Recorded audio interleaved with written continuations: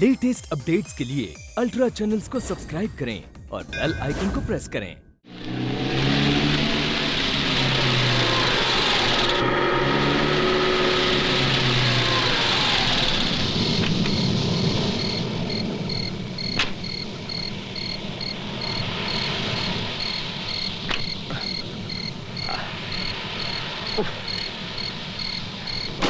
Well done दोस्त, तुम नहीं होते तो आज कोया कोया अटैच गया था काम से। हाँ वो सब तो ठीक है, हीरे कहाँ हैं? एक मिनट।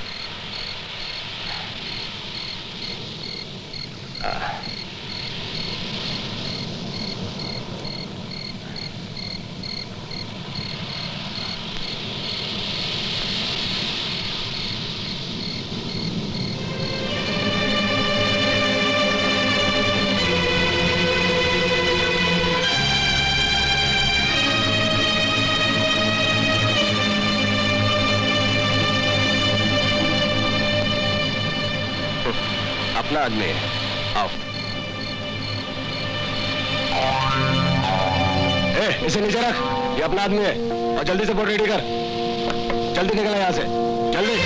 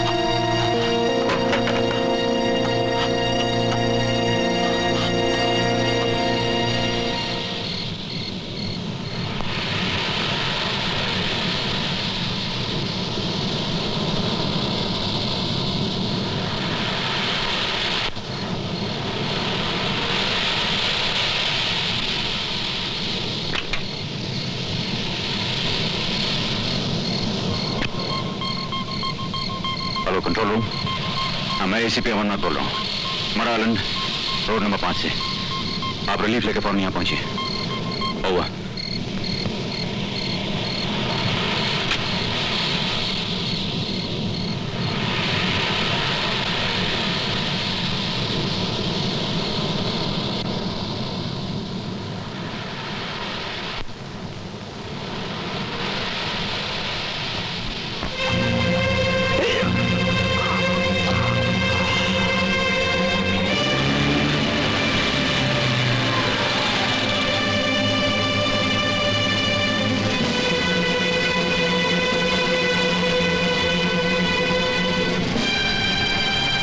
अमर, हाँ प्रताप, क्या बात है?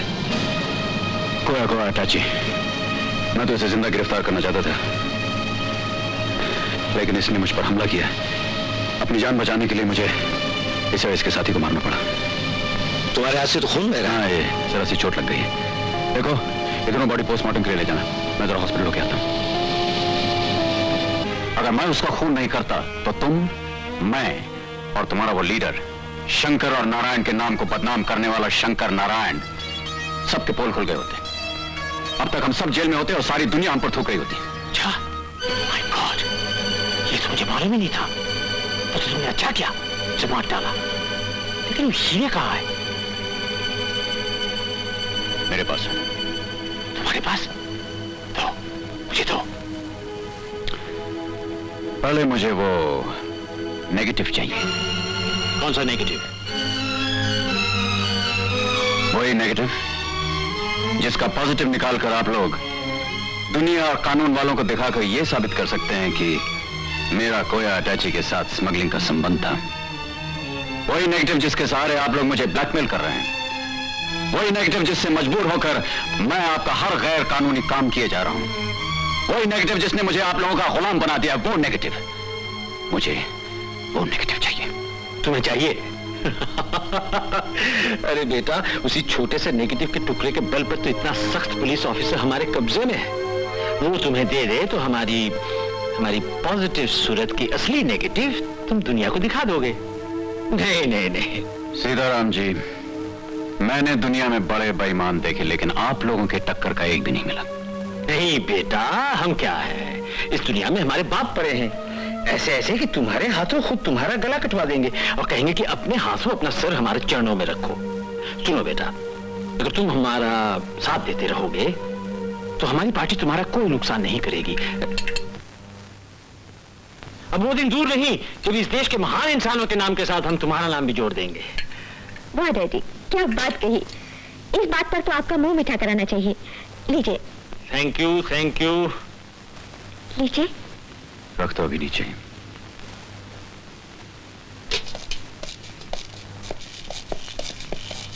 अरे प्रताप भैया, आइए आइए, आप भी अच्छे मौके पर आए। लीजिए, मुंह मीठा कीजिए। रहने दीजिए भाभी। अब कैसा है हाथ? अरे भैया, इनसे क्या पूछते हो? ये इतने से जख्म से डरने वालों में से नहीं है। ये तो उन लोगों में से है जो देश के लिए और अपने फर्ज के लिए अपना हाथ भी कटवा सकते हैं। फर्ज और देश हाथ कटवाने के लिए नहीं कहता, बल्कि गलत लोगों के साथ हाथ मिलाने से रोकता है। मिस्टर अमरनाथ, मैं तुम्हारे घर की तलाशी का वारंट लेकर आया हूं। प्रताप भैया,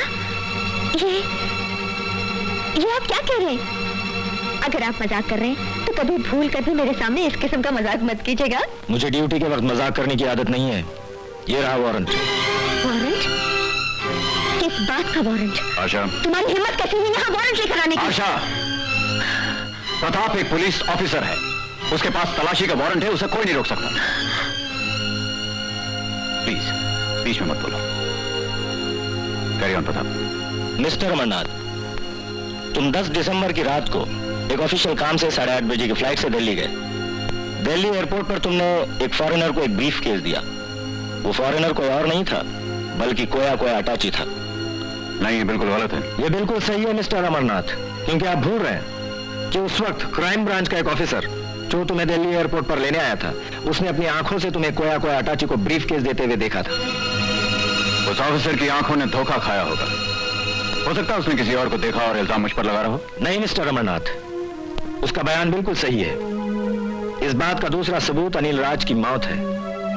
अगर तुमने अनिल राज को जिंदा गिरफ्तार किया होता तो उसकी जबान खुलवा कर उन लोगों का नाम और पता मालूम कर लेते जिन्होंने रियासत में खून, डकैती और फसाद फैलाने के लिए उसे खरीदा था। मगर तुमने ऐसा नहीं किया। तुमने उसे मारकर उसकी जबान हमेशा के लिए बंद कर दी। उसके बाद नंबर आया कोया अटाची का। उसे भी तुमने अगर जिंदा गिरफ्तार किया होता तो मुल्क में फैले हुए तमाम स्मगलरों और यहाँ के राज बेचने वालों के रैकेट को पकड़ लेते। मगर तुमने उसे भी जान से मारकर पुलिस के हाथों से मौका छीन लिया और मुजरिमों को बचा लिया। मिस्टर प्रताप, अगर मैं उसे जान से नहीं मारता तो शायद पुलिस को मेरी लाश भी नहीं मिलती। ये जानते हैं आप?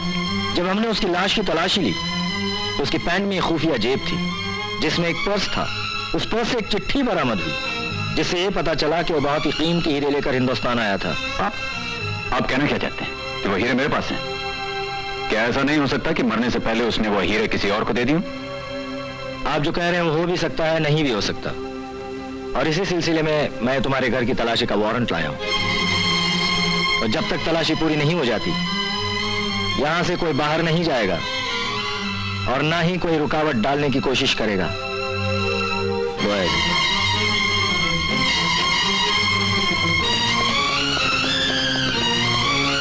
मिस्टर प्रताप, मेरे पति ने अपनी जान पर खेलकर उस स्मगलर का सफाया किया, वरना सारी जनता तुम्हारे डिपार्टमेंट को निकम्मा, नाकारा और मुजरिमों से मिला हुआ समझ रही थी।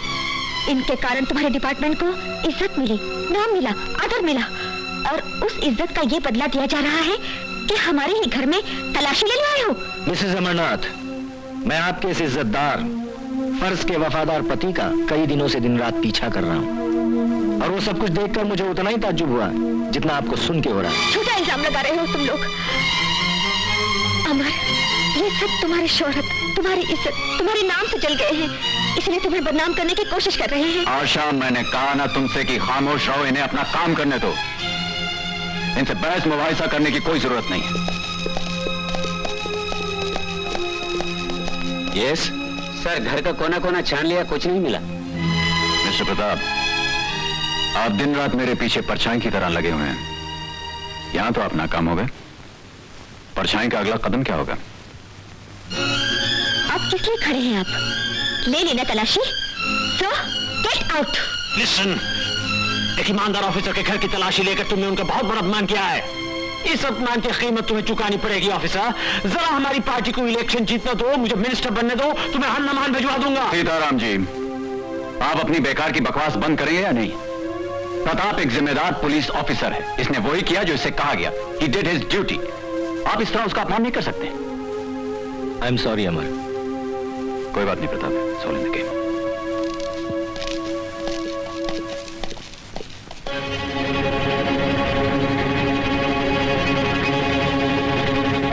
जब तुम दिल्ली जा रहे थे और पिताजी को अचानक दर्द उठा था, तो पिताजी ने तुम्हें एक ब्रीफकेस दिया था ना? हाँ। फिर प्रताप से तुमने झूठ क्यों कहा? इसलिए कि मैं झूठ बोलने पर मजबूर था। क्या मजबूर थे? ये क्या कह रहे हैं आप?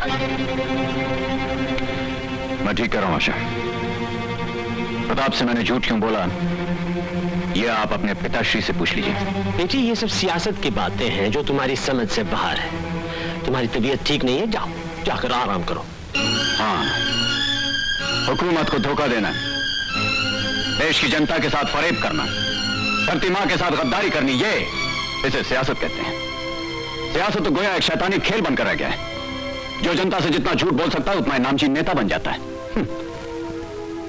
तुम्हारे पिताजी को अपनी बेटी के सुहाग की परवाह नहीं, ना ही उन्हें अपने दामाद की इज्जत, उसके फर्ज, उसकी जिंदगी की परवाह है। उन्हें परवाह है तो 27 करोड़ रुपए के हीरो की। 27 करोड़ रुपए के हीरो के लिए तुम्हारे पिताजी अपने बेटे का खून करवा सकते हैं, अपनी बेटी को विधवा बना सकते हैं। ये देखो।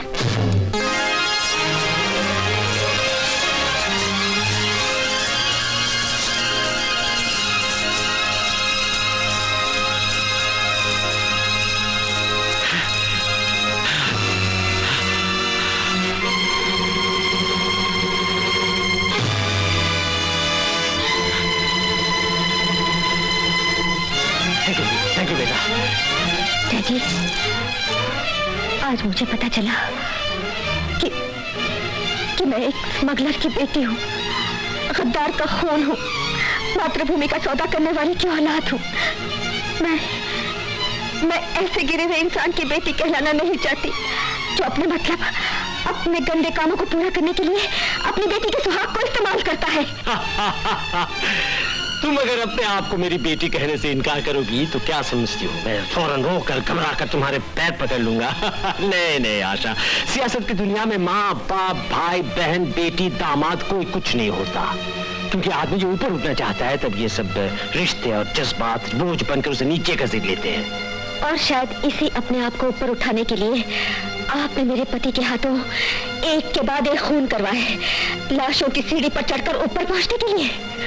तुम जज्बाती लड़की हो, ये बातें तुम्हारे पल्ले कभी नहीं पड़ेगी। मेरा नवासा जो तुम्हारे पेट में पल रहा है, मैं उसी के लिए सब कुछ कर रहा हूँ। जब वो बड़ा होगा तो दुनिया के सामने फख्र से कहेगा मैं सेठ सीताराम का नवासा हूँ। और जिस दिन मेरी औलाद ने आपके गुण गाए, आपकी दौलत को हाथ लगाया, आपके रास्तों पर चलने की कोशिश की, उस दिन ये माँ अपने हाथों अपने औलाद का खून कर देगी। समझे? चले जाइए और कभी लौट कर मत आइएगा इस घर में। चले जाइए यहाँ से।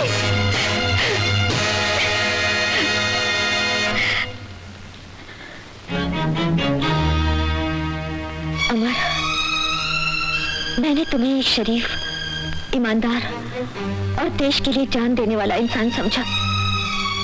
इसलिए मैं तुमसे प्यार नहीं बल्कि तुम्हारी पूजा करती थी।